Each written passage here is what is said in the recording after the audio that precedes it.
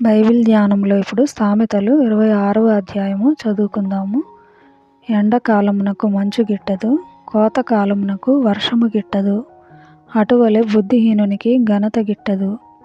రెక్కలు కొట్టుకొనుచు తారాడుచున్న పిచ్చుకయు దాటుచుండు వానకోవెలయు దిగకుండునట్లు హేతువు లేని శాపము తగులకపోవును.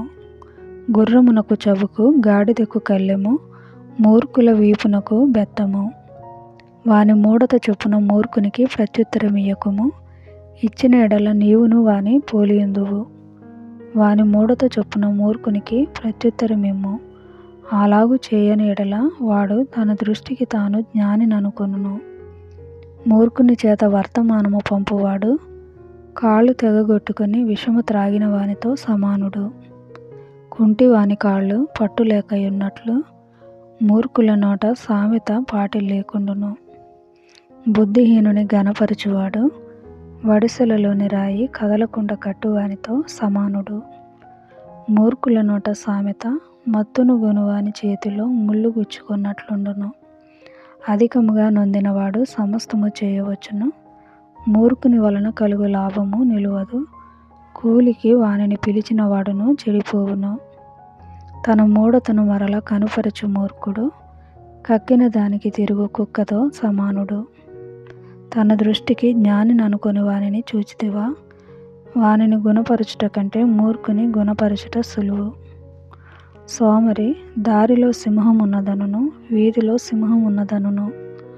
ఉతక మీద తలుపు తిరుగును, తన పడక మీద సోమరి తిరుగును. సోమరి పాత్రలో తన చెయ్యి ముంచును, నోటి యొద్దకు దాని తిరిగి ఎత్తుట కష్టమనుకొనును. హేతువులు చూపగల 7 కంటే సోమరి తన దృష్టికి తానే జ్ఞానిననుకొనును. తనకు పట్టని జగడమును బట్టి రేగువాడు దాటిపోవుచున్న కుక్క చెవులు పట్టుకుని వానితో సమానుడు. తెగులు, అమ్ములు, కొరవులు విసరు వెర్రివాడు తన పొరుగువాని మోసపుచ్చి నేను నవ్వులాటకు చేసితినని పలుకువానితో సమానుడు. కట్టెలు లేని ఎడల అగ్ని ఆరిపోవును, కొండెగాడు లేని ఎడల జగడము చల్లారును. వేడి బూడిదకు బొగ్గులు, అగ్నికి కట్టెలు, కలహములు పుట్టించుటకు కలహప్రియుడు. కొండగాని మాటలు రుచిగల పదార్థముల వంటివి, అవి లోకడుపులోనికి దిగిపోవును. చెడు హృదయమును ప్రేమగల మాటలాడు పెదవులను కలిగి ఉండుట మంటి పెంకు మీది వెండిపూతతో సమానము. పగవాడు పెదవులతో మాయలు చేసి అంతరంగములో కపటము దాచుకొనును. వాడు దయగా మాటలాడినప్పుడు వాని మాట నమ్మకము. వాని హృదయములో 7 హేయ విషయములు కలవు.